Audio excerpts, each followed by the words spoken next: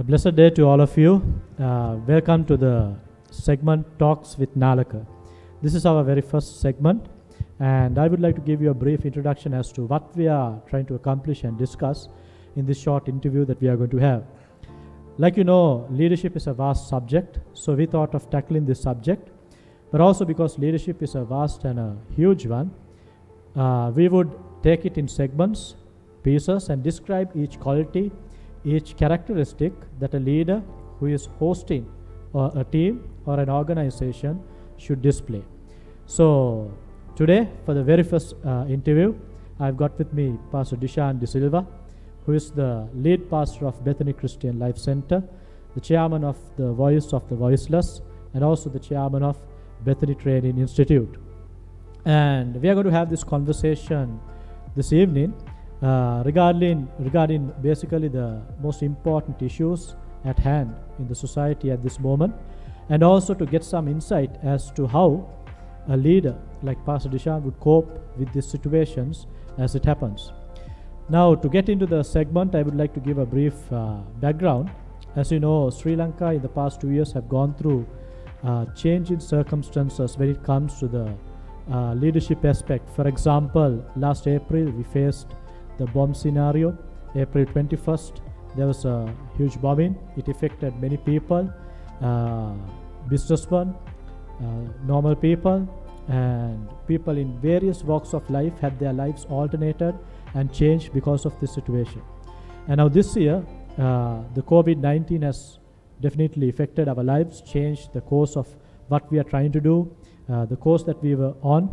It has been changed, and it has been a huge challenge as to how we are going to cope with it. So with Pastor Dishan, my perspective, my intention this day is to share and to discuss about how a leader should navigate through these phases when it comes to leadership. So I want to title this segment called Liquidity of Leadership. That is the ability to navigate, to discern, to identify the changes in society, in circumstances, and then equip yourself and the team that is serving with you to cope through this situation. So, Pastor Dishan, welcome to the program. Nice to have with you. And when we speak about the name Dishan De Silva, many people know you as quite a different leader, not the traditional traditional leadership skills, but so many different angles. So, the first question that I would like to pose to you is, since the leader is called to lead in different situations, in different scenarios, what sort of a mindset should the leader have while he faces these situations, while he navigates through these circumstances? What sort of a mindset should the leader have? Right. Thanks, Nalaka. Great day. Let me start off by saying leadership, like you said, the mindset of a leader has to always be, how do I begin to make decisions for the betterment of individuals, the betterment of the organization or the ministry that I am lead in. So the mindset of the leader has to always be for the better of people. When we speak about the better, it might not be better for everyone, but the leader has to make decisions looking at the big picture. Sometimes when the leader makes a decision, whether 100 people, maybe 10 of them might not begin to look at it as better, but because the leader takes the right decision, the 90 and the organization begins to move forward. And I think it's a challenging thing because every time you have to make decisions, and for me, sometimes as a leader you have to be like a rock, not movable. Sometimes you have to be like the water. You have to find a way in between the rocks and the stones. That's the beautiful thing. So the mindset of the leader is always begin to look into the betterment of the people, look into the benefit of the organization that you are leading, because you're recognizing if you make the wrong choices, it could begin to affect everybody. So the mindset is, I'm not going to make the popular choice, I'm not going to take the easy way, but I'm going to somehow make the right choice because I know my choice is going to determine the outcome of so many people and the success of whatever area that I'm leading. Very interesting. You're saying when the leader makes a decision, he has to think about what is best. And now, for example, as you described, there might be instances where the leader knows, okay, this is the decision that I have to take. but it might not be popular, it might not be the trend, and sometimes it might be the first time that sort of a mindset or that sort of a decision is implemented.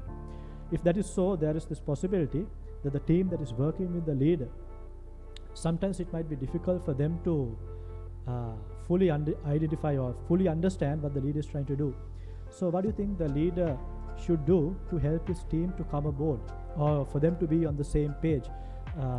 What sort of a climate, what sort of a basis should the leader set so that his team also can come onto the same page and support him in this decision that he's taking? A brilliant one. I think one of the biggest problems with the present day leadership that I see is a leader leads and he wants all the people to follow. Now, when you follow a leader, you don't have an understanding of why he's doing what he's doing. And I feel as a leader, it's my responsibility to help people to understand why they are a part of what we are doing, not just to be a follower of what we are doing. The biggest problem is because many people, when they lead, they're just wanting people to follow. And I feel before any decisions that I need to make, I am responsible to explain to the team why we are doing what we are doing. Of course, everybody is not going to be in agreement. The truth about leadership is, if you want to be famous, don't come into leadership. Very especially if you want to lead something that is going to make a difference, because there's a huge difference between entertainment, politics, and genuine leadership. So, but when we begin to have this mindset, this is why I'm doing it, and I recognize that it's my responsibility to make it as clear as possible to people who are a part with me. But like I said, there'll always be a few people who will not begin to understand. But I think, once again, I say this very carefully, we should not be afraid of the noise of the minority, because everybody cannot understand the dynamics of leadership.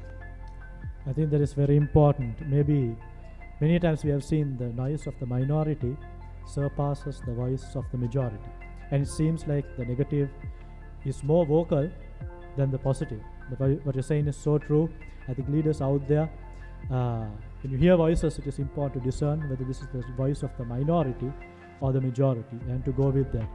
And with that, for example, in situations like COVID-19, the bomb attack that we experienced last year, and also in the future, there might be many instances, unprecedented scenarios we have to go through. Now, at every given point, there is a different approach the leader would take. What do you think should be the framework or the boundaries that the leader must consider before putting something unconventional into action, something that has never been tried out or never been done? Before he launches it out, is there any boundaries or a framework that could help these leaders? Now, we're talking of in moments of crisis, Nalaka. Now, for example, we recognize one thing in the whole thing. We recognize if he's a leader or she's a leader, one thing is they have a set plan how they're going to work. But in the same way, we have heard of this term called situational leadership, and you're addressing a matter called situational leadership. And when it comes in leading in crisis, sometimes you have to go with your instinct. You have to go with, because you might not be able to look at all the pros and the cons. So that is why the leadership instinct is very important. And what I think we have done through our church and voice and BTI and whatever things that we are leading with, we once again look at it, what's the biggest need at the moment? And we base our decisions, let's meet the biggest need at the moment. And there are sometimes when in moments of crisis, we recognize there are another 10 groups meeting the same need. And maybe that's the big need. But while they're doing that, maybe somebody is missing out on the small need. It might not be the most nicest picture that I'm about to paint. For example, in crisis times, leading in crisis, for example, we all recognize young ladies, young girls, they have a monthly issue.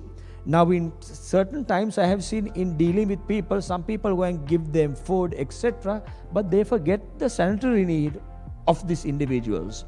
And that can really begin to make life very unpleasant for people. So that is where you have to start doing certain things. So sometimes you're not doing the big thing, but because you're meeting a small need, you're helping the people doing the bigger thing complete it. Also in leading times such as this, I think what you need to look at is how is it going to benefit us? It's always looking how is it going to help the others. You should never lead asking the question in a time of crisis, what am I going to get out of it?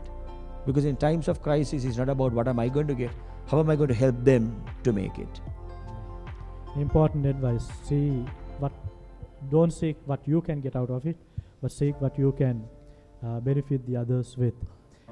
Now when we come to the broader perspective of leadership, it is said, even John Maxwell says, everything rises and falls upon leadership. And in tough situations, when the leader is, if I could use the term, cornered, and he had to make some unprecedented decisions, and maybe he's shouldering the burden alone. And in those times, the burden of leadership or the heaviness of leadership is much more than the other times, because this is a new situation, people are looking at you, everything builds and falls upon you, and now you have the responsibility of steering the ship into safety. So if there are any leaders who are burdened with this, or maybe they are having the accusation from their followers saying you're not doing enough, or you have not been creative enough, or you're not discerning enough, this burden is weighing upon leaders. So in a situation like this, what do you think a leader like that should do? How can he cope with this? And any practical guidance that you can give for leaders such as this? I think the first thing is, do not be afraid to try something. And every time you try something, there is going to be the chances that it could begin to fail. And failure is a part of leading. But long as you can justify your failure, that this is why we did what we did, this was the absolute intention, and I think the people who know you will begin to forgive you. The other side of the coin, I think, in times of crisis or whatever, Nalaka, what we recognize, when we lead every day, we begin to build what we call a trust capacity in people. Now what happens is, in times of crisis, there are new people who emerge. And they emerge with a big plan and a desire and a passion, and they get very frustrated because nobody wants to back them up. Listen, people don't back people unless they trust people. Now for those of you who are in leadership, one of the things that you need to understand is, if you have not earned your trust in winning the one, don't have a plan to try to win the 10. Because actually it does not work that way. The truth of the matter is, leaders who have accomplished much, achieving much, are the leaders who have gained trust towards people. And that is why I think for anybody in leadership, it's important to win the trust of the people that you're leading today. Once again, for me, I would say, be innovative, try out things. Even in the most difficult times, do not hesitate to call a leader who is doing things that you want to do. One of the biggest problems is, very especially in our part of the world, I have seen people who want to do things but who never wants to call a person who has done something. We have heard of the thought called, why do you want to reinvent the wheel? For example, now leading in crisis, we have been leading by, we would say, God's grace in crisis in many seasons, and we have seen the fruit of it. If somebody wants to be involved in leading in times of crisis without trying to be the smart jack, basically what they can quickly do is maybe call a Dishan, call a Moses, call a Nalaka and say, we want to do something. Can you give us some insight how to do it? And I think sometimes because they don't do the small things, they lose big time. And remember this, if you begin to continuously make wrong decisions, you can have your title, but you lose the right to lead. Very important advice here. If you continuously make wrong decisions, you will lose the right to lead. I think those are words to remember. And also, like Winston Churchill said, every man has a moment or an hour that he has been born for. And when he makes the most of that moment or the hour, it makes who he is. So for leaders, crisis could be something that damages them, but also if you use it wisely and properly, the crisis could be the thing that the Lord will use to elevate you to a next level. So in that perspective, what do you think a leader has to gain through these sort of situations? What do he have to gain and what can he lose? Once again, I think everything to gain. I mean, there will be a few losses, but let's look at, I'm looking at Dishan De Silva leading in times of crisis, and my first crisis moment comes in tsunami. I'm just a young leader, just very fresh, and I remember how we began to lead at that time. I remember getting insight from matured leaders, how to handle things and etc. And it was through the tsunami that people started recognizing our leadership as well, because how we did it, the transparency, finding the right sort of people and doing it, meeting the needs of the people, trying to get to the people, and we I would say earned a lot of respect within the Sri Lankan community, within the Sri Lankan church leaders, because how we begin to use that moment. But once again, I'm telling you this, in a time of a crisis, if a leader looks at it and say, it's a moment for me to make a name, that's the time you're going to make the biggest damage. Because suddenly you're leading not with the people in mind, you're leading with your own ulterior motive in mind. And this is one of the places where lots of people go wrong. They write a book to make them big. They write a song to make them big. And suddenly they are thinking about themselves without thinking about the people that they are trying to help and lead. The number one rule in leadership is, if you are leading to help yourself become bigger, you are the biggest failure. But if you are leading to help the others to become bigger and better, then guess what? You become bigger and better as well. I think in this discussion, we have had many great ideas, many great nuggets thrown at you where you can use in times of crisis. Like Pastor Dishan explained, and the nuggets that he put in front of you through life experience and through what God has taken him through, I think you can learn from it, benefit from it, and also grow as a leader. And also, I think Pastor Dishan also would agree, if you need help or support in any area, for ideas, for tactics, for methods or anything, you can just call Pastor Dishan, get through to him, and he will be able to help you. So in this segment, this is what we were trying to focus about, the how to lead in crisis, the liquidity of leadership. It is not a set pattern, but it should be diverse, that could be materialized in any situation that it is put into. So I hope you got the nugget, you got the blessing, you got the ideas. And next week, once again on Thursday at 6 o'clock, we are coming to you once again with another thought of leadership, with another leader, and we will show you another aspect of leadership as to how you could grow. So thank you for joining with us. Hope to see you next week again. May God bless you.